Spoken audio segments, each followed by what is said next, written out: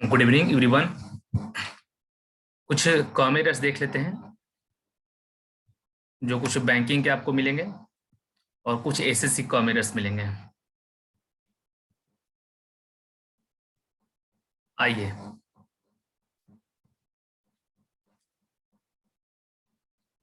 Online class जो आपकी चल रही है उसके अलावा कुछ करवा देते हैं। जितने भी कॉमेडर्स आपके सामने दिए गए हैं सभी के सभी एग्जामिनेशन में पूछे जा चुके हैं। आइए देखिए फर्स्ट क्या कह रहा है यहाँ पर। कह रहा है कि human babies of which mothers, जो ह्यूमन बेबीज है ना उनकी माएँ, ह्यूमन बेबीज जिनकी माएँ हैव हैड द फ्लू, जो फ्लू से प्रभावित हैं, वाइल प्रेग्नेंट, प्रेग्नेंट के दौरान वो प्रभावित हैं, may have a greater risk, तो उनको एक ग्रेटर रिस्क पर लिया गया है, उनमें एक ज्यादा रिस्क है। किस चीज को लेकर?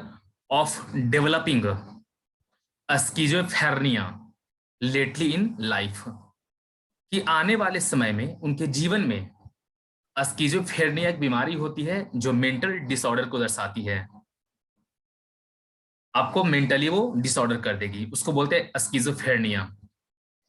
कहता है डेवलपिंग, आगे चलकर धीरे धीरे भविष्य में वो स्किज़ोफ्रेनिया जो बीमारी है मेंटल डिसऑर्डर की, वह आपके मेंटल को आपको डिसऑर्डर कर देगी।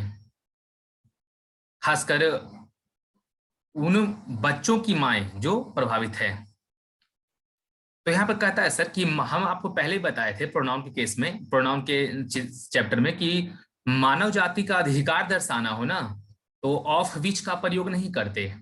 मानव जाति के अधिकार को दर्शाने के लिए हम लोग हुज का प्रयोग करते हैं। मानव जाति के अधिकार के लिए दर्शाने के लिए हम लोग हुज का प्रयोग करते हैं ना। जैसे राम जिसका भाई, तो Ram whose brother. Human babies जिनकी माएँ, तो ह्यूमन बेबीज हुज मदर्स। और एक और फॉल्ट देखा जाए तो कहता है greater risk of developing schizophrenia lately in life. Lately adverb होता है, ठीक ना, लेटली एडवर्ब होता है।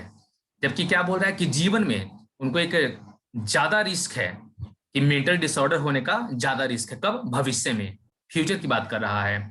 तो लेटली नहीं होगा सर, यहाँ पे लेटली का कहीं जिक्र ही नहीं होना चाहिए, यहाँ पे होना चाहिए लेटर, बाद में। यहाँ पे आपको चाहिए L A T E R, letter का यहाँ प्रयोग होना चाहिए, जो बाद में भविष्य की बात कर रहा है। लेटर इन लाइफ हम बाद में। Okay.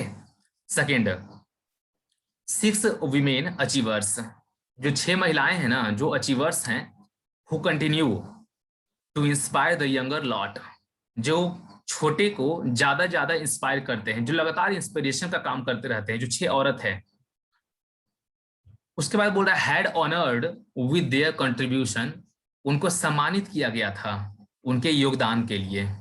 In their chosen field, जो उन्होंने अपना फील्ड चयन किया था। On the occasion of women's day, women's day के एक शुभ अवसर पर उन 6 महिलाओं को अपने छोटे को इंस्पिरेशन करने के लिए, और जिन्होंने वो फील्ड चयन किया था उसके लिए उनको सम्मानित किया गया था। तो सम्मानित करने का काम कौन कर रहा है? सम्मानित करने का काम तो कोई अगला व्यक्ति करेगा ना। ये 6 औरत जो है ये तो खुद सब्जेक्ट है, ये तो खुद को सम्मानित करेगी नहीं।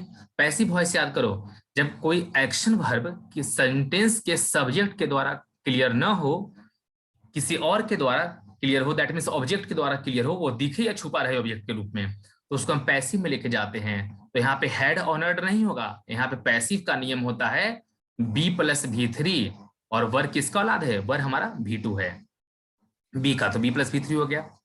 इसमें कहीं और फॉल्ट है क्या? With their contribution their chosen field on the occasion of women's day, 6 women achievers continue. और तो कहीं इसमें फॉल्ट दिख नहीं रहा। अब चलते हैं आगे। नेक्स्ट देखो, कहता है I may go the swimming class tomorrow, मैं कल स्विमिंग क्लास जा सकता हूँ। मे है तो ज्यादा संभावना है। If I have recovered from the cold, यदि मुझे ठंड लगी है ना, इससे मैं अगर निफिक्र हो जाऊं, इससे मैं ठीक हो जाऊं, तो मैं कल जाऊंगा। तो सबसे बड़ा चीज है कंडीशन दर्शा रहा है। कंडीशन क्या दर्शा रहा है कि यदि मैं ठीक हो जाऊंगा तब जाऊंगा ना। तो आपको मैं एक चीज बता दिया था पहले ही कि जब कंडीशनल पार्ट का बोध हो तो कंडीशनल पार्ट प्रेजेंट इंडिफिनिट में बनते हैं और एक पार्ट जो बचता है वो हमारा फ्यूचर बनता है। तो इफ आई हैव नहीं, यहाँ पे होगा इफ आई रिकवर।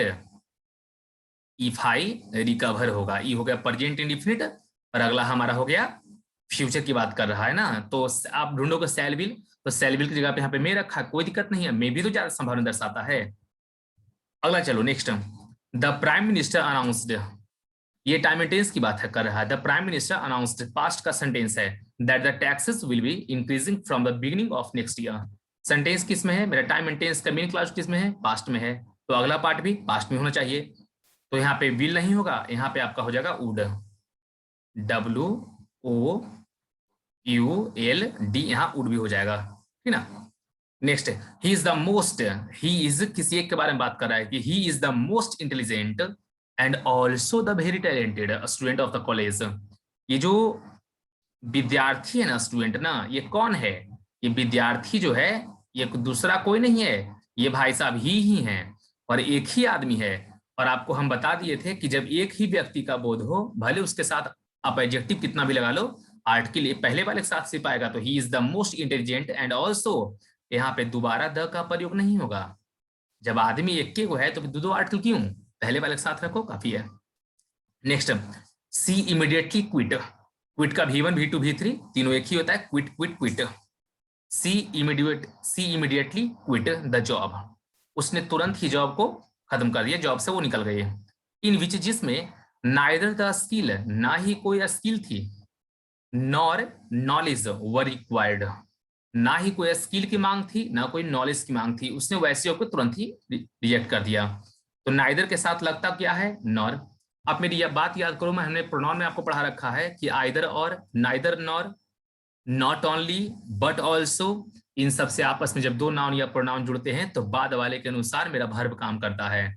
तो बाद में कौन है, नॉर, तो नॉर के अनुसार कौन है, नॉलेज, नॉलेज सिंगुलर, तो यहाँ पे वर का प्रयोग नहीं होगा, यहाँ पे होगा WAS, वाज का यहाँ प्रयोग होगा, क्लियर, क्योंकि नॉलेज सिंगुलर है बाद वाले के अनुसार। Next, the meteorological department predicted, जो भविष्यवाणी करते हैं उस डिपार्टमेंट बोल जा रहा है।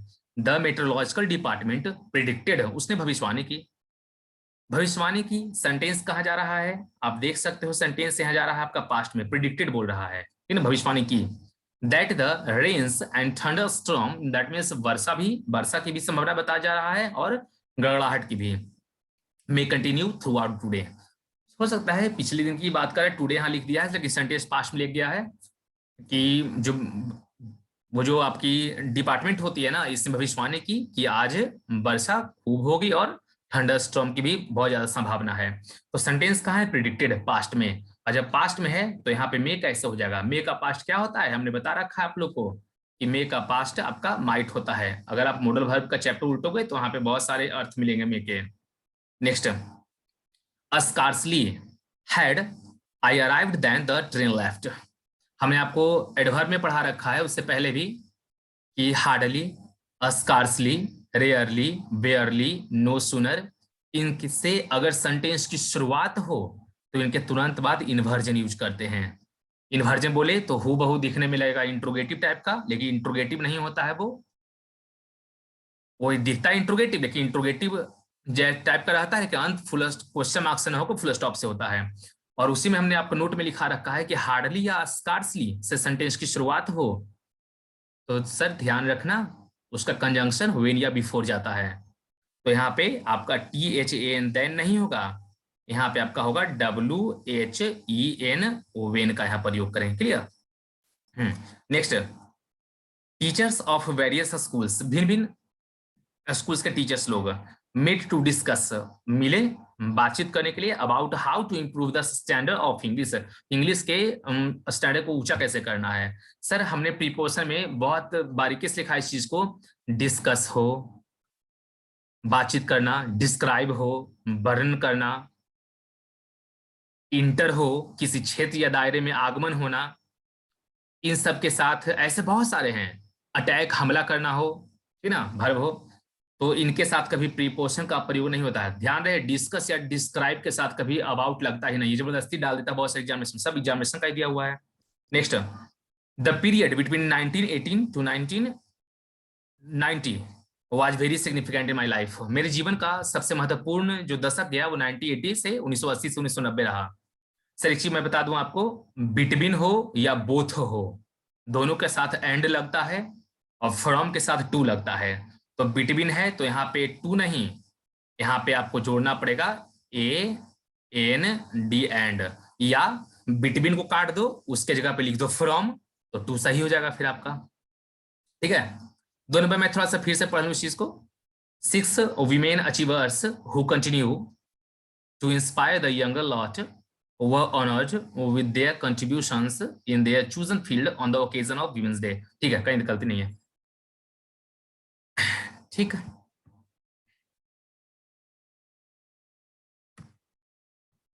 Thank you.